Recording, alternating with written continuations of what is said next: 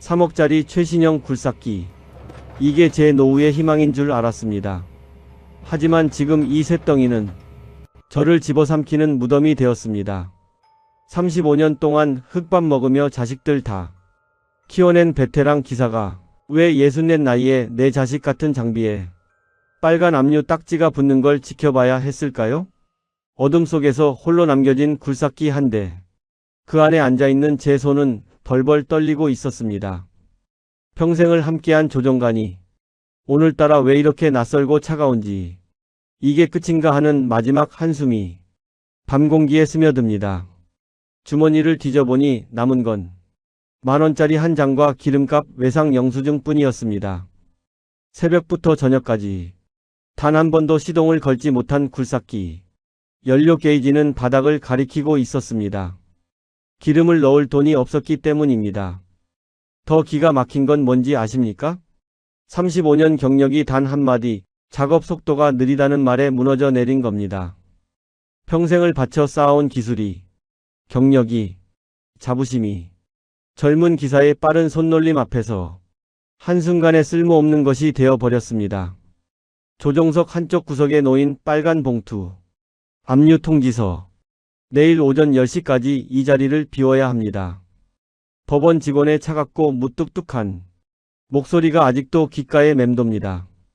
대체 무엇이 잘못된 걸까요? 35년 베테랑인 제가 왜 이런 나락으로 떨어졌는지 이 피눈물 나는 이야기를 꺼내놓습니다. 이야기의 전말이 궁금하시다면 잠시 구독 버튼을 눌러주세요. 평범해 보이는 사람들의 숨겨진 이야기를 이 채널에서 매일 전해드립니다. 시니어 여러분의 인생 이야기가 누군가에게는 큰 위로가 되고 교훈이 되었으면 좋겠습니다. 좋아요와 알림 설정도 부탁드립니다. 그럼 지금부터 제 이야기를 시작해 보겠습니다. 끝까지 들어주세요. 안녕하세요. 저는 김만석입니다. 올해 64, 평생을 굴삭기 기사로 살아온 사람입니다. 지금은 아파트 경비 일을 하고 있습니다. 어떻게 이렇게 됐냐고요? 저는 배운 게 없습니다. 가방끈이 짧다는 말, 저한테 딱 맞는 말입니다. 집이 가난해서 고등학교도 제대로 못 다녔습니다. 남들이 대학 입학 원서 쓸 때 저는 공사판에서 흙먼지를 마시고 있었습니다. 29살 되던 해 저는 결혼을 했습니다. 아내 뱃속에는 아이가 있었고 저는 할 줄 아는 게 아무것도 없었습니다.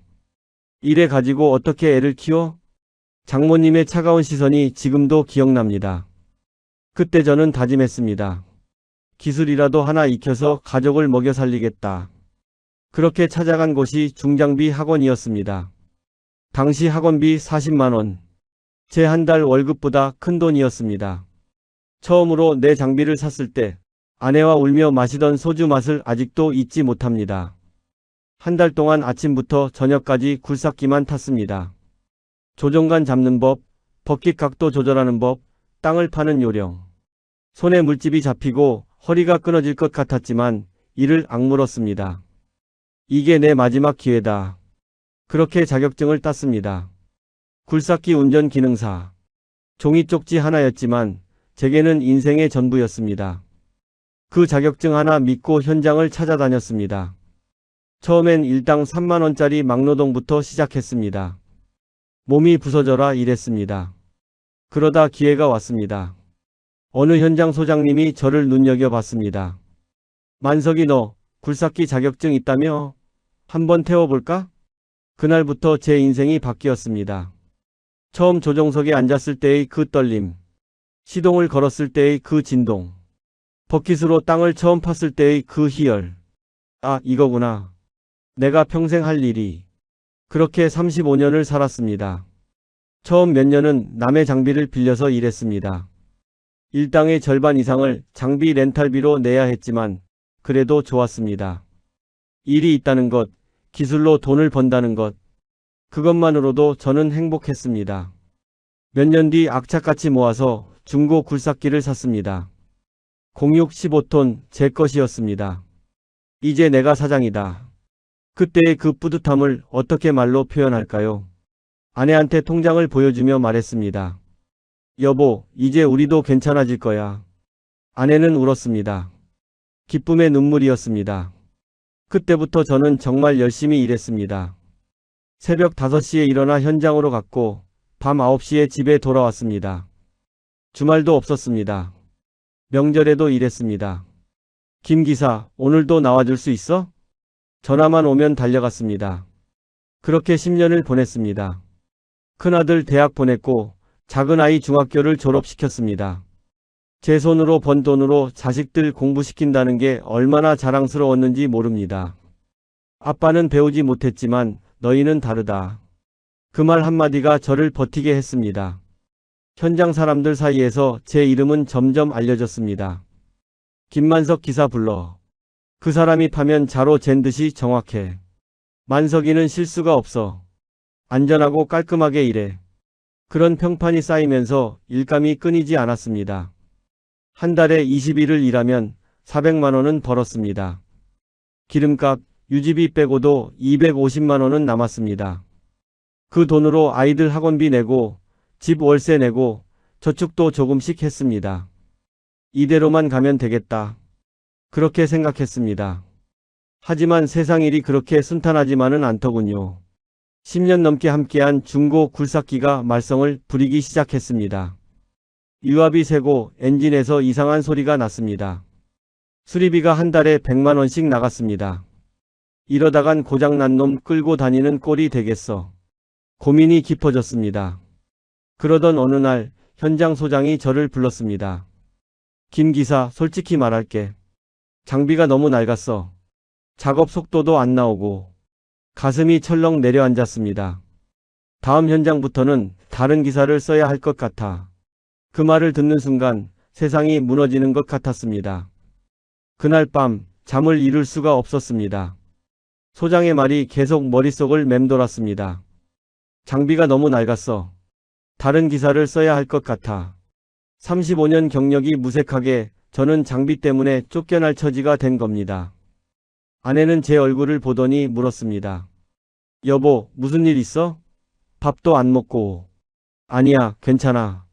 하지만 괜찮지 않았습니다.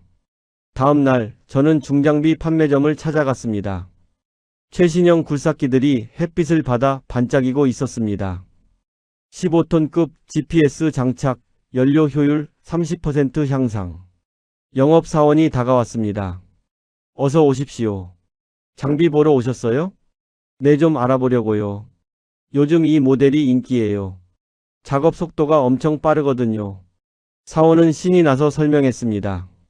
GPS로 땅 파는 깊이를 자동으로 조절하고 유압 시스템도 최신형이라 힘이 좋아요. 가격은 얼마예요?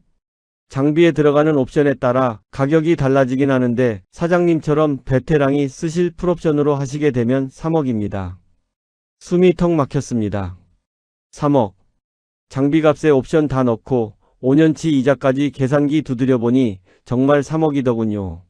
제 평생의 땀방울을 다 털어도 무덤 산더미 같은 빚. 하지만 이거 안 사면 일 못한다는 생각에 머릿속이 복잡했습니다.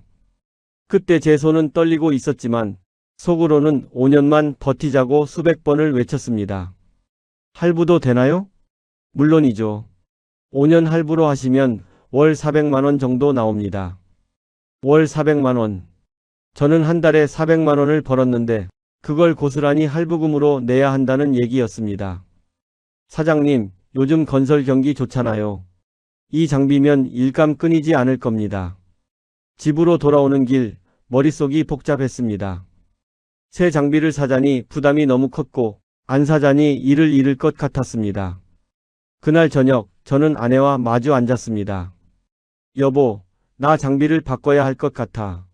아내의 표정이 굳어졌습니다. 바꾸긴 왜 바꿔? 지금 거 괜찮잖아. 아니야. 너무 낡았어. 자꾸 고장나고 현장에서도 눈치를 줘. 그럼 중고로 사면 안 돼? 중고도 비싸. 그리고 중고 사봤자 또 금방 말썽 부려. 아내는 한숨을 쉬었습니다. 그래서 얼마인데? 3억. 뭐? 3억? 아내의 목소리가 커졌습니다. 여보, 우리 지금 그런 돈이 어디 있어? 우리 모아둔 돈 1억, 그거 선수금으로 다 밀어넣고 나머지 할부로 하면 돼. 월 400씩 5년. 당신 미쳤어? 400씩 5년이면 2억이 넘잖아. 아내의 말이 맞았습니다. 이자 포함하면 2억 4천만 원을 갚아야 했습니다. 하지만 여보, 이거 안 사면 나 일 못해. 그럼 우리 어떻게 먹고 살아? 아내는 말없이 고개를 떨구었습니다. 그 모습을 보니 가슴이 미어졌습니다. 며칠 동안 고민했습니다. 밤마다 계산기를 두드렸습니다. 한 달에 20일 일하면 1,500만 원, 기름값 360만 원, 할부금 400만 원, 보험료와 수리비 적립금 150만 원. 그래도 590만 원은 남습니다. 5년만 버티면 돼. 5년만. 저는 스스로를 설득했습니다. 일주일 뒤 저는 판매점에 다시 갔습니다. 사겠습니다. 영업사원은 환하게 웃었습니다. 잘 결정하셨어요. 계약서 쓰시죠. 계약서를 쓰는 동안 손이 떨렸습니다. 도장을 찍는 순간 제 운명이 바뀌는 것 같았습니다. 축하드립니다. 2주 후에 출고됩니다. 집에 돌아와 아내에게 말했습니다. 여보, 계약했어. 아내는 아무 말도 하지 않았습니다. 그저 한숨만 내쉴 뿐이었습니다. 그날 밤 저는 잠들기 전에 속으로 다짐했습니다. 5년만 고생하자. 5년만 버티면 빚도 다 갚고 노후 자금도 모을 수 있어. 2주 후 새 굴삭기가 도착했습니다. 번쩍번쩍 빛나는 노란색 페인트. 최신형 GPS 시스템. 부드럽게 움직이는 조종간. 처음 조종석에 앉았을 때 저는 감동했습니다. 이제 이 녀석이랑 5년만 고생하면 돼. 첫 출근 날 현장 소장의 반응은 뜨거웠습니다. 오, 김 기사. 장비 바꿨네? 이거 최신형이잖아. 네, 이제 속도 걱정 없습니다. 좋아. 앞으로도 계속 부탁해. 그날 작업은 정말 순조로웠습니다. GPS가 알아서 깊이를 조절해주니 일이 훨씬 편했습니다. 유압도 강력해서 단단한 땅도 거뜬히 팠습니다. 역시 새 장비는 다르구나. 저는 뿌듯했습니다. 퇴근길 새 굴삭기를 쓰다듬으며 생각했습니다. 이 녀석이랑 정말 5년만 고생하면 우리 가족 편하게 살 수 있어. 그때는 몰랐습니다. 이 새 장비가 제 목을 조르는 올가미가 될 줄은. 그리고 1년도 안 되어 모든 게 무너질 줄은. 첫 달 할부금을 낼 때만 해도 괜찮았습니다. 400만 원. 이 정도야 낼 수 있지. 하지만 기름값이 만만치 않았습니다. 기름값 하루 15만 원. 한 달이면 300만 원. 일한 만큼 나가는 줄 알았는데 현장에서 대기만 해도 여름엔 에어컨 때문에 시동을 못 끕니다. 거기에 유지비, 보험료까지 합치면 800만 원이 나갔습니다. 벌이는 1,500만 원인데 나가는 돈이 800만 원. 남는 건 700만 원. 처음엔 괜찮았습니다. 그래도 700은 남잖아. 하지만 문제는 따로 있었습니다. 일감이 매일 있는 게 아니었습니다. 비가 오면 현장이 멈췄고 공사가 늦어지면 일당을 못 받았습니다. 한 달에 20일을 일한다는 건 이상적인 경우였습니다. 실제로는 15일, 어떨 땐 10일밖에 일을 못했습니다. 그러면 수입이 1,000만 원으로 줄어들었습니다. 하지만 할부금은 그대로 400만 원. 기름값은 일한 만큼만 나가니까 200만 원. 보험료와 유지비 100만 원. 700만 원이 나가고 손에 쥐는 건 300만 원. 이건 아닌데. 불안감이 엄습했습니다. 하지만 저는 애써 무시했습니다. 다음 달은 더 많이 일하면 돼. 경기가 좋아지면 괜찮아질 거야. 그렇게 스스로를 달랬습니다. 하지만 현실은 달랐습니다. 건설 경기는 점점 나빠지고 있었고 저는 그 소용돌이 속으로 빨려 들어가고 있었습니다. 새 장비를 산 첫 3개월은 괜찮았습니다. 일감도 제법 들어왔고 현장 소장들의 평가도 좋았습니다. 김 기사, 역시 새 장비는 다르네. 속도가 확 달라. GPS 덕분에 정확도도 좋고 다시 파는 일도 없고. 칭찬을 들을 때마다 기분이 좋았습니다. 역시 바꾸길 잘했어. 그렇게 생각하며 매일 현장으로 향했습니다. 어느 날 동네 슈퍼 앞에서 옛날 동료를 만났습니다. 만석이 형. 오랜만이네. 요즘 잘 나간다며? 아, 그냥 그렇게 살지 뭐. 아니, 새 장비 샀다며? 대단하네. 할부로 샀어. 그래도 대단하지. 나는 아직도 중고 끌고 다니는데.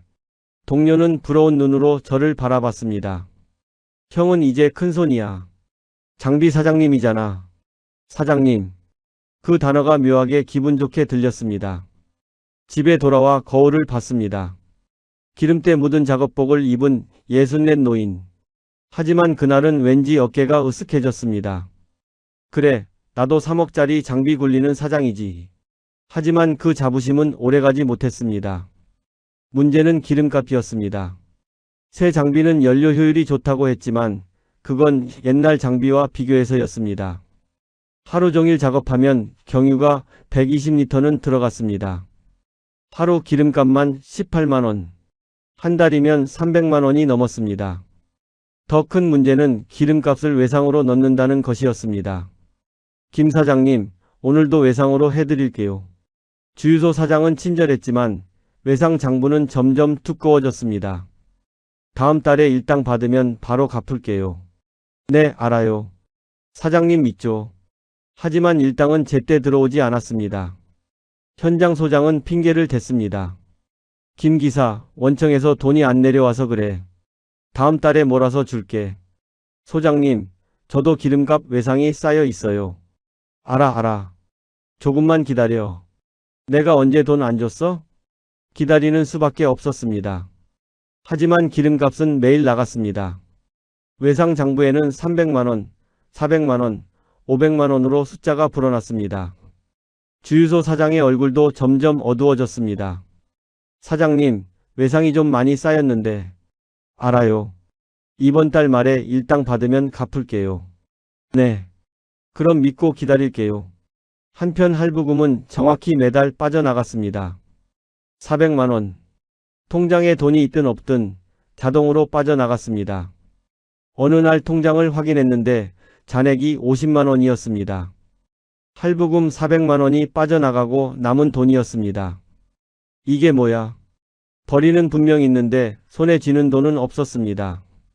기름값 외상 500만원, 할부금 400만원, 보험료 50만원, 수리비 100만원, 한 달에 1,500만원을 벌어도 1,000만원이 나갔습니다. 남는 건 500만원. 그 돈으로 생활비를 내고 집 월세를 내면 손에 쥐는 건 거의 없었습니다. 이게 맞나? 저는 혼란스러웠습니다. 분명 예전보다 더 많이 벌고 있는데 왜 더 가난해진 것 같을까? 어느 날 아내가 말했습니다. 여보, 이번 달 생활비 좀 줘야 하는데. 얼마나 필요해? 200만원만. 200만원? 저는 한숨을 쉬었습니다. 지금 통장에 50만원밖에 없어. 뭐라고? 당신 한 달에 1,000몇백 번다며? 번 건 맞는데 나가는 게 더 많아. 아내는 어이없다는 표정을 지었습니다. 도대체 뭘 어떻게 쓰는데 돈이 없어? 기름값, 할부금, 보험료. 다 빠져나가. 그럼 우리는 뭘 먹고 살라고? 저는 대답할 수 없었습니다. 그날 밤 저는 계산기를 다시 두들겼습니다. 남는 돈 590만원. 여기서 생활비 200만원, 집 월세 80만원을 빼면 310만원. 이 정도면 괜찮은 거 아냐? 하지만 문제는 매달 20일을 일할 수 없다는 것이었습니다. 비가 오면 일을 못했고 공사가 지연되면 현장이 멈췄습니다. 실제로는 한 달에 15일 정도 일했습니다. 그러면 수입이 1,125만원으로 줄어들었습니다. 기름값도 270만원으로 줄지만 할부금과 보험료는 그대로였습니다. 생활비와 월세를 빼면 25만원. 25만원. 이건 거의 남는 게 없다는 얘기였습니다. 더 큰 문제는 일당을 제때 못 받는다는 것이었습니다. 현장 소장은 매번 핑계를 댔습니다. 다음 달에 몰아서 줄게. 이번 달은 원청이 돈을 안 줘서. 기름값 외상은 점점 쌓여갔고 주유소 사장의 독촉 전화가 오기 시작했습니다. 사장님, 외상이 700만원이 넘었는데요. 언제 갚으실 건가요? 죄송합니다. 조금만 기다려주세요. 저도 사업하는 사람인데 이렇게 외상이 쌓이면 곤란합니다. 알겠습니다. 이번 주 안에 꼭 갚겠습니다. 하지만 갚을 돈이 없었습니다. 일당은 밀려있고 통장은 텅 비어 있었습니다. 어느 날 조종석에 앉아 연료 게이지를 바라봤습니다. 바늘이 빨간색 구역을 가리키고 있었습니다. 기름을 넣어야 하는데 주유소에 전화를 걸었습니다. 사장님, 오늘 기름 좀 넣으러 가도 될까요? 김 사장님, 죄송한데 외상이 너무 많이 쌓였어요. 일단 조금이라도 갖고 오세요. 네? 그럼 저 일을 못하는데요. 저도 사정이 있습니다. 이해해 주세요. 전화가 끊어졌습니다. 저는 조종석에 앉아 멍하니 있었습니다. 기름이 없으면 일을 못합니다. 일을 못하면 돈을 못 법니다. 돈을 못 벌면 기름값을 못 갚습니다. 악순환이었습니다. 그날 저는 처음으로 깨달았습니다. 겉으로는 3억짜리 장비를 굴리는 사장님이지만 속은 빚에 허덕이는 빈털털이라는 것을. 번쩍번쩍 빛나는 새 장비는 사실 저를 올가매는 족쇄였습니다. 조종석에 앉아 한숨을 쉬었습니다. 이게 내가 원하던 삶이었나. 차장 밖으로 젊은 기사가 지나갔습니다. 새 장비를 몰고 싱싱 달리는 모습. 그 모습이 몇 달 전 제 모습 같았습니다. 하지만 이제는 압니다. 저 젊은 기사도 몇 달 후면 저처럼 될 거라는 걸. 기름값에 허덕이고 할부금에 쫓기고 외상에 시달릴 거라는 걸. 길바닥에 뿌리는 내 피 같은 돈. 하루 18만원씩 연료탱크에 부어 넣는 경유. 그게 바로 제 피였습니다. 기름값 외상 문제는 겨우 해결했습니다. 친척한테 머리 숙이고 500만원을 빌렸습니다. 그 돈으로 주유소 외상을 갚고 다시 일을 시작했습니다. 하지만 그때부터 현장 분위기가 이상해지기 시작했습니다. 건설 경기가 급격히 나빠진 겁니다. 아파트 미분양이 늘어나고 건설사들이 공사를 축소했습니다. 일감이 줄어들었습니다. 한 달에 20일 일하던 게 15일, 10일로 줄었습니다. 그나마 있는 일자리를 두고 기사들끼리 경쟁이 붙었습니다. 김 기사, 미안한데 이번 현장은 다른 기사 쓰기로 했어. 네? 왜요? 제가 뭘 잘못했습니까? 잘못한 건 없는데. 솔직히 말하면 너무 느려. 소장의 말이 가슴에 박혔습니다. 저는 정확하게 작업합니다. 다시 파는 일도 없고요. 알아. 김 기사 실력은 인정해. 근데 요즘은 속도가 생명이야. 공기 단축해야 이자 비용이라도 줄이잖아. 하루라도 빨리 끝내야 한다고. 저는 아무 말도 할 수 없었습니다. 그날 집에 돌아와 거울을 봤습니다. 깊게 패인 주름. 침침해진 눈. 내가 늙었구나. 인정하기 싫었지만 사실이었습니다. 예전엔 10시간을 연달아 작업해도 끄떡없었습니다. 하지만 이제는 6시간만 해도 허리가 끊어질 것 같았습니다. 눈도 침침해져서 GPS 화면이 잘 안 보였습니다. 손도 떨려서 조종관을 잡을 때 예전처럼 정교하지 못했습니다. 아니야, 나는 아직 괜찮아. 스스로를 다독였지만 현장은 냉정했습니다. 어느 날 새 현장에 투입됐습니다. 대형 아파트 단지 기초공사였습니다. 현장에 도착하니 젊은 기사 2명이 이미 작업 중이었습니다. 30살쯤 돼 보이는 청년들. GPS를 능숙하게 다루며 빠르게 땅을 파고 있었습니다. 안녕하세요. 김만석입니다. 젊은 기사들이 고개를 끄덕였습니다. 네. 김 기사님. 말투에 존댓말은 있었지만 눈빛에는 존경심이 없었습니다. 현장 소장이 다가왔습니다. 김 기사, 저쪽 A구역 맡아. 저 친구들은 B, C구역 할 거야. 네, 알겠습니다. 작업을 시작했습니다. 저는 제 방식대로 정확하게 꼼꼼하게 작업했습니다. 땅의 상태를 확인하고 각도를 조절하고 깊이를 맞췄습니다. 35년 경력의 노하우였습니다. 점심시간이 됐습니다. 컨테이너 사무실에서 도시락을 먹는데 소장이 들어왔습니다. 김 기사, 작업 어때? 네, 순조롭습니다. 그런데 A구역 진척도가 좀 느린 것 같은데. 네? 제가 보기엔 정상인데요. 소장은 태블릿을 꺼내 보여줬습니다. GPS 데이터를 보니까 저 친구들은 벌써 30% 진행했는데 김 기사는 15%야. 김 기사, 미안한데 좀 더 속도를 내줄 수 없을까? 소장님, 제가 느린 게 아니라 정확하게 하는 겁니다. 알아. 근데 정확도는 GPS가 다 맞춰주잖아. 저는 입이 떡 벌어졌습니다. 지금 GPS만 믿고 막 파라는 겁니까? 아니, 그게 아니라 요즘은 다들 그렇게 해. 하지만 땅 상태에 따라서 김 기사, 요즘은 그런 거 신경 안 써도 돼. 기계가 다 해줘. 소장은 그렇게 말하고 나갔습니다. 오후 작업을 시작했습니다. 저는 억지로라도 속도를 내려고 했습니다. 하지만 몸이 따라주지 않았습니다.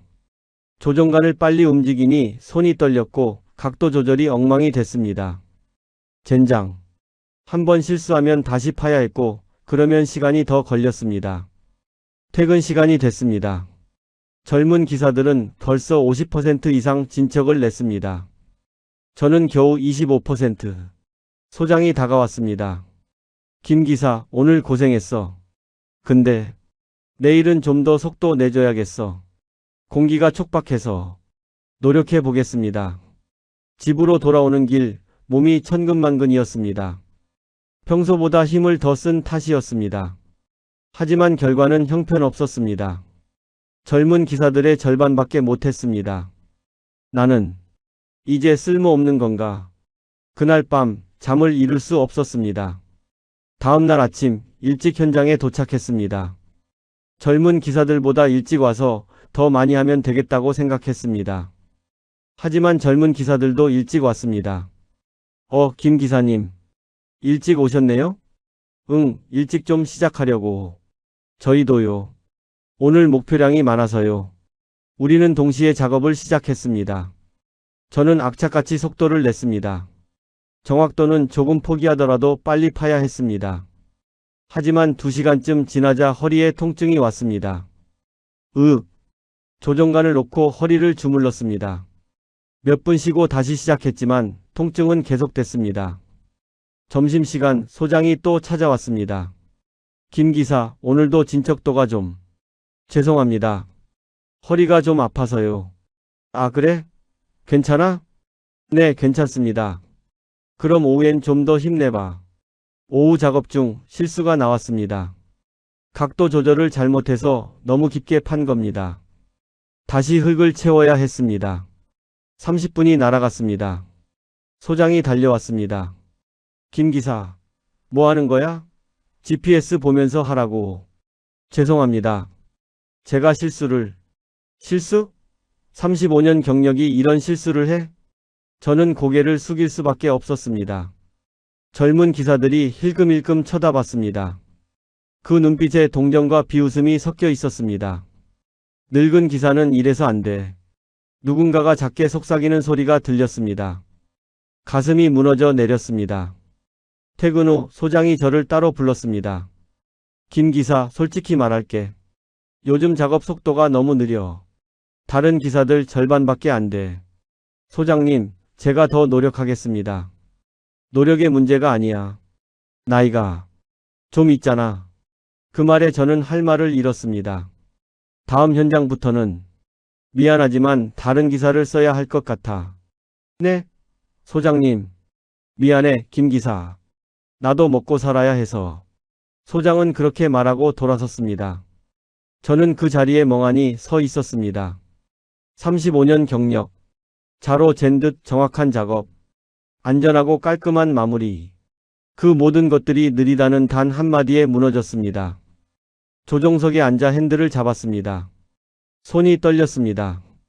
나이 탓인지 분함 때문인지 알 수 없었습니다. 35년을 이렇게 끝내야 하나. 차장 밖으로 젊은 기사가 장비를 몰고 지나갔습니다.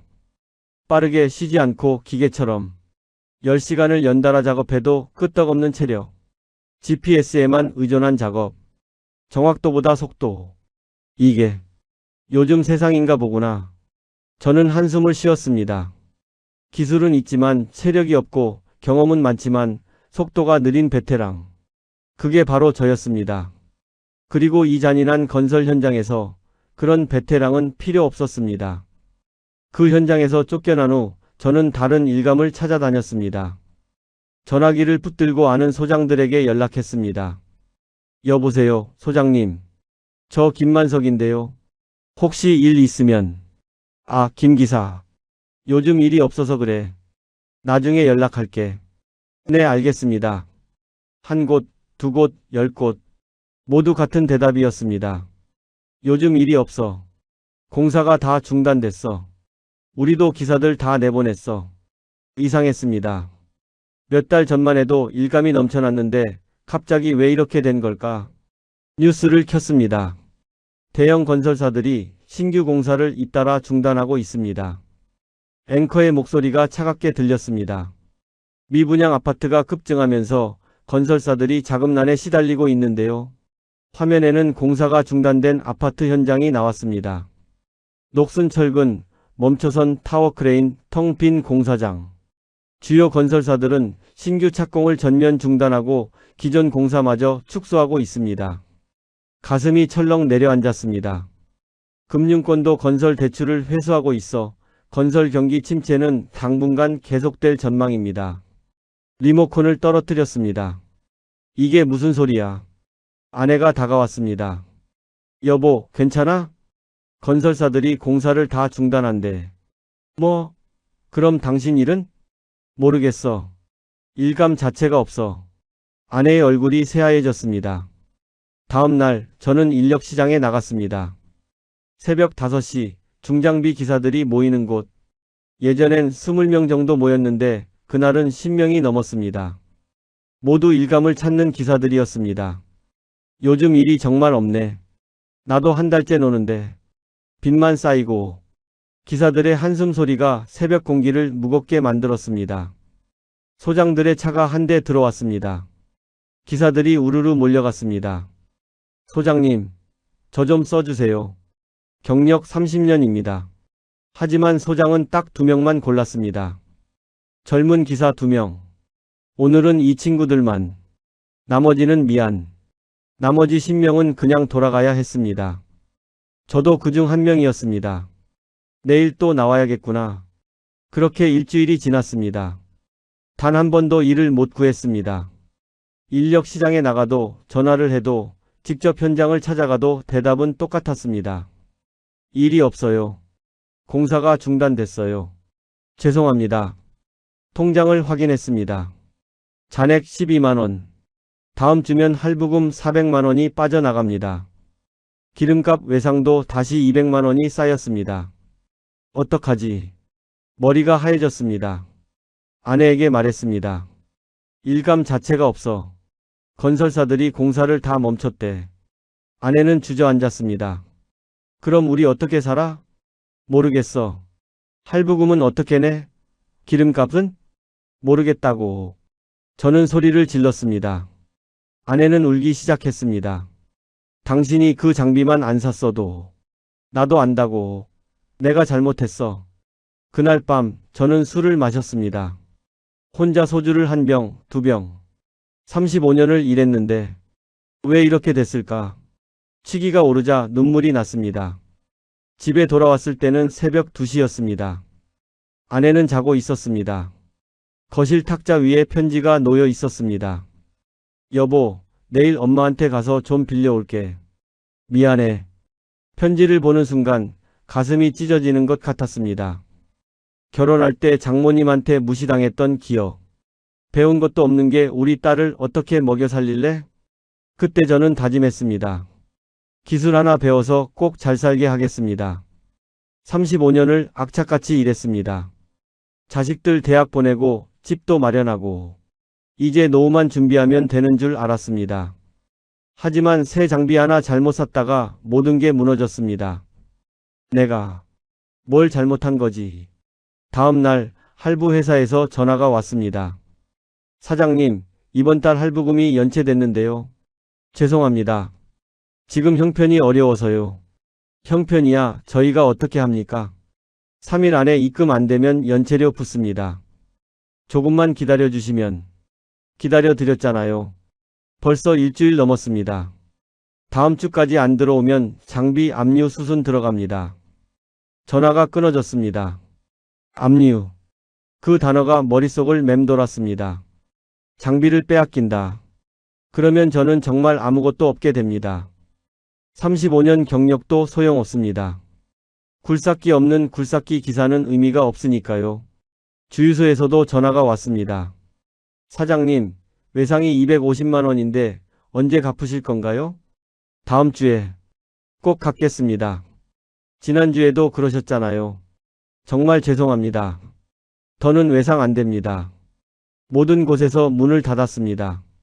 일은 없고 돈은 없고 빚은 쌓이고 저는 막다른 골목에 몰렸습니다. 어느 날 현장 앞을 지나가다 멈춰 섰습니다. 3년 전 제가 작업했던 아파트 현장. 그때는 공사가 한창이었는데 지금은 텅 비어 있었습니다. 현수막이 걸려 있었습니다. 공사가 중단된 겁니다. 건설사가 부도 위기에 몰려서 저는 그 현수막을 멍하니 바라봤습니다. 이게 요즘 현실이구나. 대형 건설사도 무너지는 시대. 중장비 기사 따위는 아무것도 아닌 시대. 제 자리는 어디에도 없었습니다. 한때 월 1,500만 원을 벌던 베테랑 기사. 현장에서 이름 썩 자면 통하던 김만석. 이제는 인력시장에서도 외면당하는 늙은 기사. 할부 회사에서 마지막 통보가 왔습니다. 김만석 사장님, 내일 오전 10시까지 장비 인도하십시오. 제발, 조금만 더 시간을 주세요. 이미 충분히 기다렸습니다. 법원 집행 절차 들어갑니다. 전화가 끊어졌습니다. 손이 떨렸습니다. 장비를 빼앗긴다. 그 말이 현실이 되는 순간이었습니다. 그날 밤 저는 집에 가지 않았습니다. 현장 구석에 세워둔 굴삭기로 갔습니다. 조정석 문을 열고 안으로 들어갔습니다. 좁은 공간. 기름 냄새와 땀 냄새가 배어 있는 곳. 하지만 이곳이 제게는 35년의 삶 그 자체였습니다. 조종간을 쓰다듬었습니다. 손때가 묻어 반질반질한 레버. 미안하다. 너를 지키지 못해서. 그날 밤 저는 조종석에서 잠을 청했습니다. 좌석을 뒤로 젖히고 누웠지만 잠이 오지 않았습니다. 누구도 내 허락 없이 이 문을 못 연다. 조종간을 꼭 붙잡았습니다. 시간은 흘러갔지만 잠은 오지 않았습니다. 유리창 너머로 동이 트기 시작했습니다. 안개가 현장을 뒤덮었습니다. 그때 멀리서 차 소리가 들렸습니다. 심장이 쿵쿵 뛰었습니다. 검은색 승용차 2대가 현장 안으로 들어왔습니다. 차에서 사람들이 내렸습니다. 양복 입은 남자 2, 작업복 입은 건장한 남자 3, 법원 집행관과 금융사 직원들이었습니다. 그들이 제 굴삭기 쪽으로 걸어왔습니다. 저는 조종석 문을 안에서 잠갔습니다. 딸깍. 잠금 장치를 걸고 조종관을 더욱 세게 움켜쥐었습니다. 김만석 씨. 누군가 조종석 유리창을 두드렸습니다. 양복 입은 남자 법원 집행관이었습니다. 김만석 씨, 장비 인도 명령 나왔습니다. 내리세요. 저는 대답하지 않았습니다. 김만석 씨, 들리죠? 문 여세요. 안 됩니다.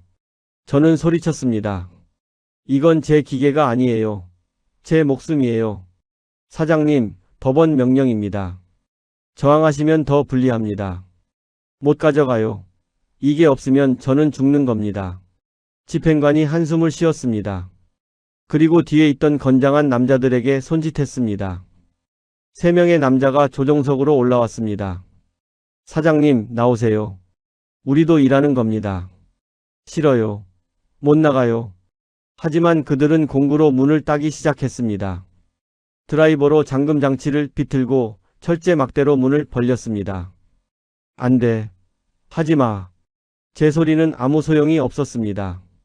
문이 열렸습니다. 건장한 남자 2명이 안으로 손을 뻗었습니다.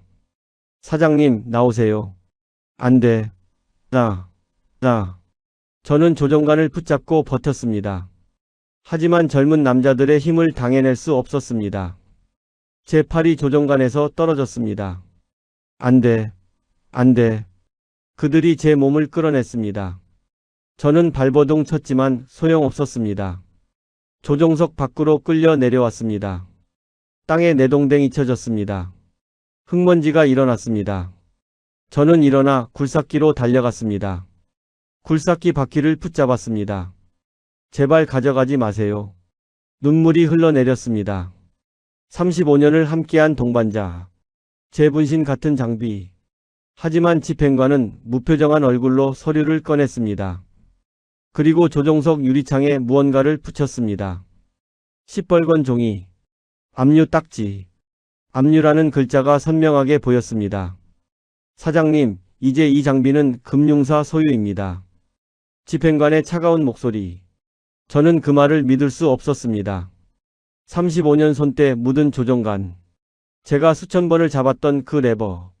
이제 타인의 소유가 된 겁니다.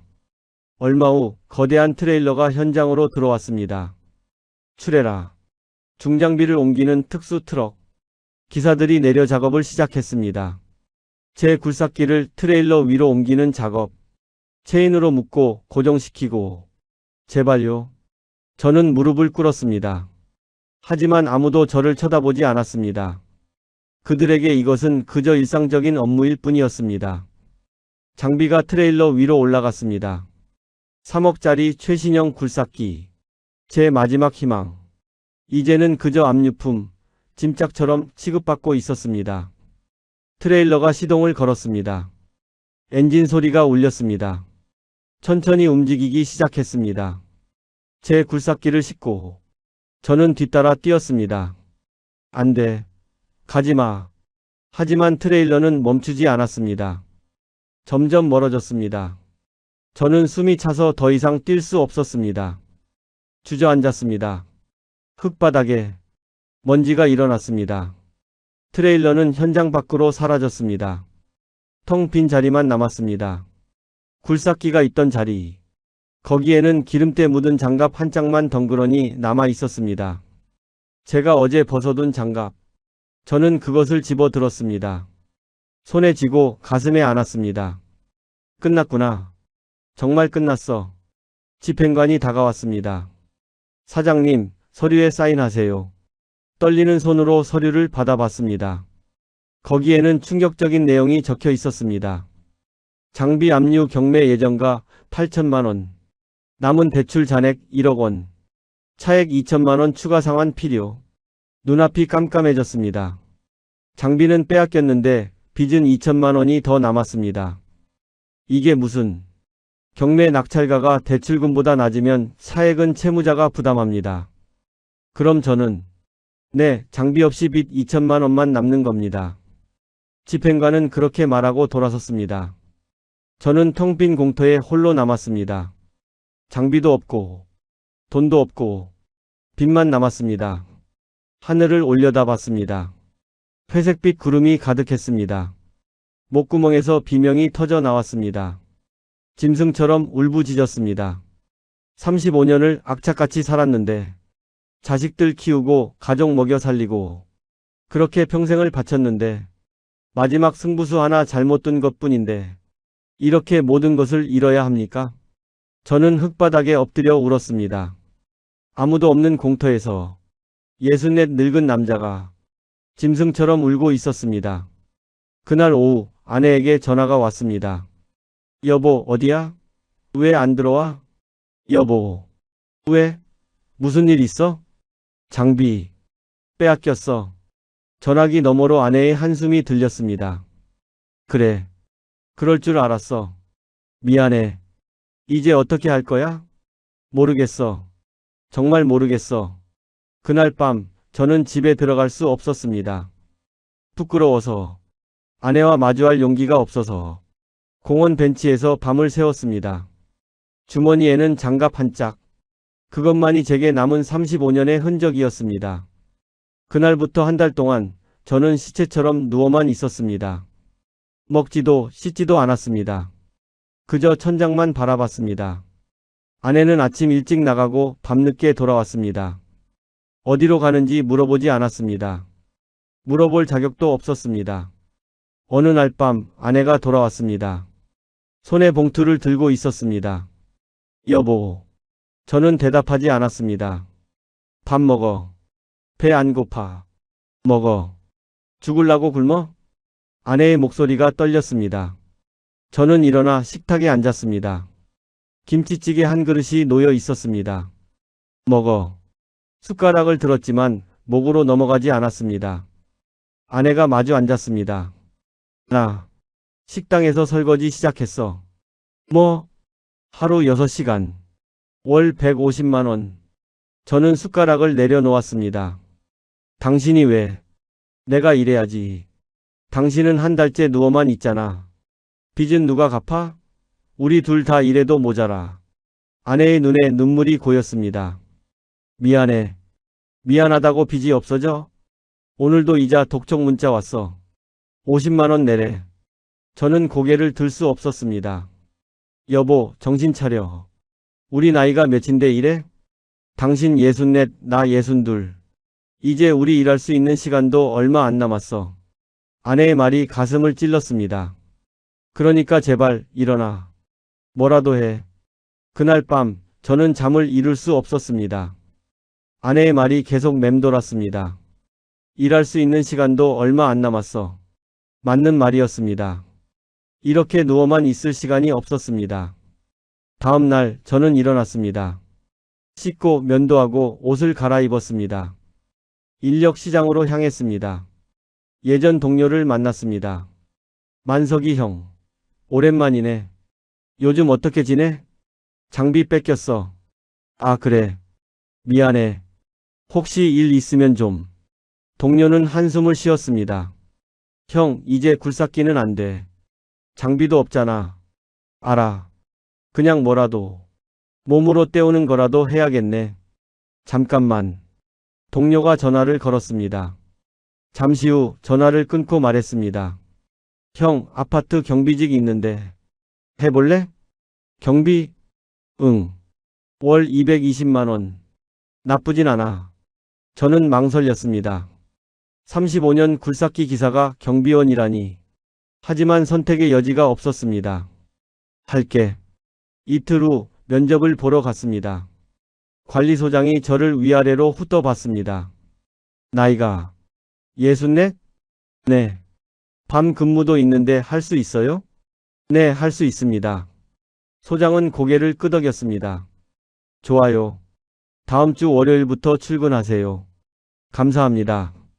집에 돌아와 아내에게 말했습니다. 여보, 나 일 구했어. 정말? 어디? 아파트 경비. 아내의 표정이 복잡해졌습니다. 경비. 괜찮아? 뭐가? 당신이 35년을 장비 몰았는데. 괜찮아. 일이라도 있는 게 어디야. 아내는 제 손을 잡았습니다. 여보, 고마워. 정신 차려줘서. 미안해. 늦었지? 아니야. 이제라도 함께 시작하면 돼. 그날 밤 저희는 소주 한 병을 놓고 마주 앉았습니다. 여보, 한 잔해. 아내가 잔에 소주를 따랐습니다. 저도 아내 잔에 따랐습니다. 잔을 부딪혔습니다. 우리 이제 어떻게 해야 할까? 빚을 갚아야지. 같이 1억이나 되는데 한 달에 조금씩이라도 갚으면 돼. 아내는 계산기를 꺼냈습니다. 당신 월급 220, 내 월급 150, 합치면 370. 응. 생활비 100, 월세 80 빼면 190 남아. 그 돈으로 이자라도 갚으면. 월 이자가 얼마야? 60만 원. 아내는 한숨을 쉬었습니다. 그럼 원금 갚을 돈은 130만 원. 1억을 130씩 갚으면 6년 넘게 걸려. 우리는 침묵했습니다. 6년. 64, 62의 나이에 6년을 일해야 빚을 갚을 수 있습니다. 여보, 할 수 있을까? 해야지. 안 하면 어떡해. 아내가 제 손을 꼭 잡았습니다. 우리 둘이 건강하기만 하면 돼. 알았지? 응. 절대 아프지 마. 우리 둘 다. 알았어. 우리는 소주잔을 다시 부딪혔습니다. 힘내자, 여보. 응, 힘내자. 그날 밤 오랜만에 편히 잠들었습니다. 아내의 손을 잡고 월요일 아침 첫 출근을 했습니다. 관리소에서 제복을 받았습니다. 네이비색 재킷과 바지, 모자와 완장. 탈의실에서 제복을 입고 거울 앞에 섰습니다. 거울 속에는 낯선 사람이 서 있었습니다. 35년 동안 조종석에서 호령하던 김 사장은 간데없고 초라한 노인 하나가 서 있었습니다. 이게 나구나. 소장이 불렀습니다. 김만석 씨, 이쪽으로 오세요. 단지 안내해 드릴게요. 소장을 따라 단지 안으로 들어섰습니다. 화려한 대리석 로비, 고급스러운 인테리어, 최신식 엘리베이터. 여기가 김만석 씨가 근무할 단지예요. 네. 명품 아파트라 주민들이 까다로우니 조심하세요. 알겠습니다. 로비를 지나 지하주차장으로 내려갔습니다. 그 순간 저는 얼어붙고 말았습니다. 3년 전 제가 최신형 장비를 들여오기 직전 마지막 혼신을 다해 터파기를 했던 바로 그 현장이었습니다. 이 아파트, 제가 땅 팠던 곳인데. 소장이 고개를 돌렸습니다. 네? 뭐라고요? 아닙니다. 아무것도. 소장은 코웃음을 쳤습니다. 사장님이 팠건 말건 이제 여기선 경비원이에요. 정신 차려요. 그 말이 가슴을 찔렀습니다. 제가 직접 버킷으로 긁어내고 다졌던 그 단단한 기초. 그 위에 화려한 대리석 로비가 세워져 있었습니다. 첫 근무가 시작됐습니다. 입주민들의 쓰레기 봉투를 정리했습니다. 분리수거를 확인했습니다. 주차 스티커를 붙였습니다. 경비 아저씨, 여기 택배 좀 올려줘요. 경비 아저씨, 쓰레기 분리수거 제대로 안 돼 있는데요? 네, 알겠습니다. 고개를 숙였습니다. 35년 베테랑 기사가 이제는 경비 아저씨가 됐습니다. 일주일이 지났습니다. 어느 날 오후 벤츠 한 대가 정문에 멈춰 섰습니다. 차에서 익숙한 얼굴이 내렸습니다. 박 소장. 3년 전 저를 김 사장님이라 부르며 깍듯하게 대했던 원청 업체의 소장이었습니다. 그는 이제 이 아파트의 입주민이 되어 있었습니다. 어서 오십시오. 저는 인사했습니다. 박 소장이 저를 쳐다봤습니다. 눈이 마주쳤습니다. 그의 표정이 굳어졌습니다. 김 사장님 아니세요? 여기서 뭐 하십니까? 주변 사람들의 시선이 느껴졌습니다. 저는 억지로 웃었습니다. 아, 네. 운동 삼아 일 좀 하고 있습니다. 박 소장은 말을 잇지 못했습니다. 당황한 눈빛, 동정과 불편함이 섞인 표정. 그럼 들어가 보세요. 네. 수고하세요. 그는 황급히 로비로 들어갔습니다. 저는 그 자리에 서 있었습니다. 내가 땀 흘려 기초를 닦은 집. 35년 베테랑 기사 김만석의 종착역은 자신이 만든 세계의 가장 낮은 곳이었습니다. 그날 이후로 1년이 지났습니다. 저는 여전히 이 아파트 경비실에서 일하고 있습니다. 제가 직접 땅을 판 곳에서 입주민들의 택배를 나르고 쓰레기를 치웁니다. 아내는 여전히 식당 설거지를 합니다. 저녁마다 집에 돌아와 함께 저녁을 먹습니다. 오늘도 수고했어. 당신도. 많은 말은 하지 않습니다. 하지만 서로의 손을 잡고 밥을 먹습니다. 그것만으로도 위로가 됩니다. 빚은 천천히 갚아가고 있습니다. 한 달에 130만 원씩, 1년이면 1,560만 원. 남은 빚 8,440만 원. 앞으로 5년은 더 일해야 합니다. 제가 70이 될 때까지, 아내가 67이 될 때까지 할 수 있을까? 가끔 불안합니다. 우리 몸이 그때까지 버텨줄까? 하지만 해야 합니다. 선택의 여지가 없으니까요. 경비실의 밤은 길고 적막합니다. 야간 근무를 설 때면 고요한 단지 내를 순찰합니다. 제가 판 땅을 밟을 때마다 발끝으로 전해지는 지면의 단단함이 새삼스럽게 느껴집니다. 이 기초는 참 잘 닦였구나. 35년 김만석의 기술은 속도에는 밀렸을지언정 정직함에는 변함이 없었습니다. 비록 그 보상이 1억 원의 빚과 경비복일지라도 말입니다. 불 켜진 창문들을 바라봅니다. 그 안에서 가족들이 모여 밥을 먹고 TV를 보고 웃고 있을 겁니다. 저도 한때는 그랬습니다.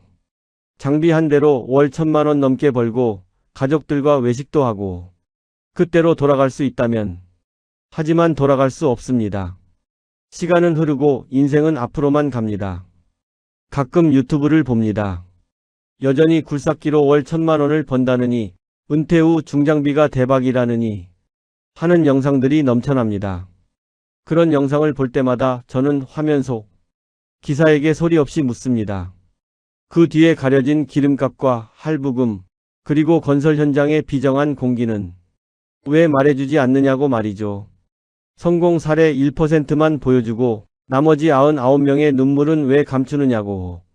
혹시 지금 인생 역전을 꿈꾸며 무리한 베팅을 고민하고 계십니까? 저처럼 평생 기술 하나로 살아온 분들, 제발 제 이야기를 거울 삼아 멈춰 서십시오. 제 실패를 복귀하며 깨달은 것들을 꼭 전하고 싶습니다. 딱 3가지만 기억하세요. 첫째, 경험 없는 분야의 장비는 도구가 아니라 올가미입니다. 새 장비의 할부금 앞에선 노예가 됩니다. 하물며 은퇴 후 처음 시작하는 분들이 짊어질 빚의 무게는 상상 이상일 것입니다. 둘째, 성공 사례 1%에 내 노후 100%를 걸지 마십시오. 유튜브의 대박 신화는 100명 중 99명의 눈물 위에 세워진 성입니다. 셋째, 나이와 체력의 한계를 인정하는 것이 진짜 베테랑입니다. 젊은 기사의 속도를 이기려 무리하는 순간 몸도 마음도 부서집니다. 내 기술이 영원할 거라고 믿지 마십시오. 경기가 좋아질 거라는 막연한 기대도 버리십시오. 가장 중요한 건 지금 가진 것을 지키는 겁니다. 더 벌려고 욕심내지 마십시오. 지금 있는 돈, 지금 있는 건강, 지금 있는 가족. 그것을 지키는 게 진짜 기술입니다. 이제 저는 월급 220만 원을 받는 경비원 김만석입니다. 하지만 아침마다 식당으로 나가는 아내의 가방을 챙겨주고 퇴근길에 만원짜리 통닭 한 마리 사 들고 갈 수 있는 지금의 일상이 얼마나 소중한지 이제야 압니다. 3억 원짜리 쇳덩이를 가졌을 때보다 빚을 갚아나가는 지금의 땀방울이 훨씬 더 가볍고 개운합니다. 여보, 오늘도 수고했어. 퇴근 후 아내가 건네는 따뜻한 보리차 한 잔. 이것이 제가 35년 동안 그토록 찾았던 노후의 완성이었습니다. 화려한 장비도 명품 아파트의 주인도 아닌 내 곁을 지켜주는 사람과 나누는 평범한 저녁 식사 말입니다. 어젯밤 경비실 서랍을 정리하다가 발견했습니다. 기름때 묻은 장갑 한 짝. 35년의 유일한 흔적. 그것을 만지며 생각했습니다. 그래도 포기하지 않았어. 아내와 함께 버티고 있어. 그것만으로도 충분합니다. 평범하게 사는 것이 가장 어려운 일이고 그 평범함 속에 진짜 행복이 있다는 것을 이제는 압니다. 노후에는 돈을 더 버는 기술보다 내 곁의 사람과 내 주머니를 지키는 기술이 최고의 기술입니다. 지금 있는 것에 감사하십시오. 그리고 무리하지 마십시오. 건강하십시오. 그것이 가장 큰 재산입니다. 제 이야기가 여러분의 소중한 노후를 지키는 작은 방패가 되길 바랍니다. 이야기가 마음에 닿으셨다면 구독과 좋아요로 응원해주세요. 어디에서 듣고 계신지 댓글로 남겨주시면 더 반갑게 인사드릴게요. 끝까지 들어주셔서 감사합니다.